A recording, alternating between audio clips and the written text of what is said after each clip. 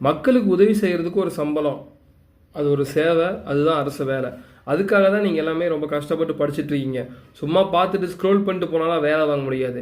டெய்லியும் ஒரு 2 மணி நேரம் புத்தகத்தோடு இருந்தீங்கன்னா நீங்கள் கட்டாயம் வேலை வாங்கலாம். நீங்களும் 4 பேர்த்துக்கு சேவை செய்யலாம், 4 பேர்த்த தூக்கி விடலாம். அதுக்காக தான் இப்போ நம்ம பார்க்க போகிறது 6ஆம் வகுப்பு அறிவியல் புத்தகம். தாவரம், அது பயன்படும் பாகம், அந்த மருத்துவ பயனை பற்றி பார்க்க போகிறோம். நெல்லிக்கனி எதுக்கு பயன்படுதுன்னா, விட்டமின் சி குறைபாடாக இருக்க ஸ்கர்வி நோய் இருக்கா, அதை போக்குறதுக்கும் நோய் எதிர்ப்பு சக்திக்காகவும் நெல்லிக்கனி பயன்படுது. துளசி, அதோட இலை விதை இருமல், சளி, மார்பு சளி, மூச்சுக்குழாய் அலர்ச்சியை குணப்படுத்த துளசி இலை விதை பயன்படுது. சோத்து கத்தாழை உங்களுக்கு தெரியும், அந்த சதைப்பட்டுள்ள இலை உள்ள இருக்குல்ல, அது எதுக்காக பயன்படுதுன்னா மலமிளக்கியாக காயத்தை குணப்படுத்த பயன்படுது. தோல் எரிச்சலையும் குடல் புண்ணையும் குணப்படுத்த சோத்து கத்தாழை பயன்படுது.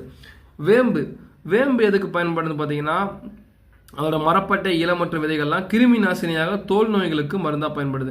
மஞ்சள், அந்த கீழே இருக்க தண்டு கிருமி நாசினியாகவும் சிறிய காயமட்டி இடங்களை தொற்று ஏற்படாமல் தடுக்கவும் பயன்படுது.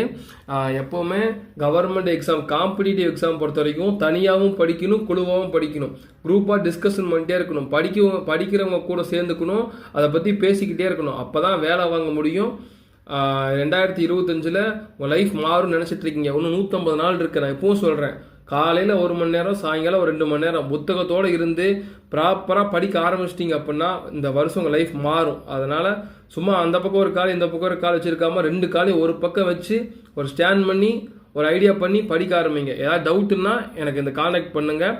பிடிச்சிருந்தா உங்கள் ஃப்ரெண்ட்ஸுக்கு ஷேர் பண்ணுங்கள். தேங்க்யூ.